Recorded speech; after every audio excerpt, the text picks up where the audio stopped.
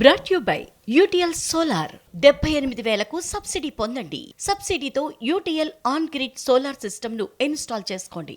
ప్రధానంగా ప్రభుత్వం చేయబోయే కార్యక్రమాల విషయంలో ఎస్పెషల్లీ కులగణన లాంటి సర్వేల విషయంలో సినిమా ఇండస్ట్రీ సపోర్ట్ మాకు కావాలి అనే ఒక డిమాండ్ ని కూడా ప్రభుత్వం సినీ పరిశ్రమ ముందు ఉంచబోతోంది. సాధారణంగా సినిమా సెలబ్రిటీస్ ఇలాంటి విషయాల్లో చాలా మంది సెలబ్రిటీలు కాస్త దూరంగా ఉంటారు. బట్ ఇప్పుడు ఈ డిమాండ్స్ ని ఒప్పుకునే ఆస్కారం ఎంతవరకు ఉంది సినిమా పరిశ్రమ?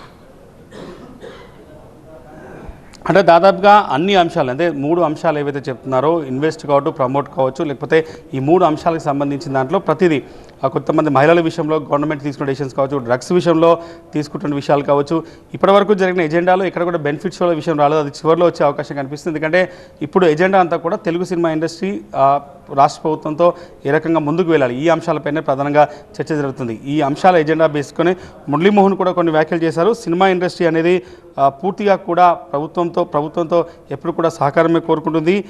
అందరూ కూడా చాలా హ్యాపీగా ఆ సినిమా చూసి ప్రజలంతా కూడా హ్యాపీగా ఉండాలనేది తమ అభిప్రాయంగా ఉంటుంది. కాబట్టి ఎప్పుడు కూడా మేము ప్రభుత్వంతో రస్క్ కోరుకోము, ప్రభుత్వంతో మంచిగా ఉండాలని ప్రయత్నం చేస్తామన్నది కూడా మురళీమోహన్ మాట్లాడారు.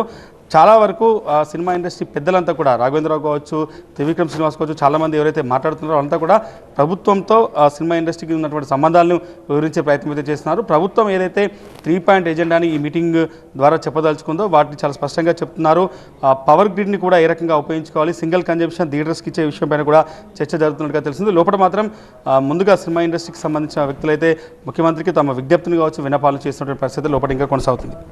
Brought you by UTL solar 78,000కు సబ్సిడీ పొందండి. సబ్సిడీతో UTL on grid solar system ను ఇన్స్టాల్ చేసుకోండి.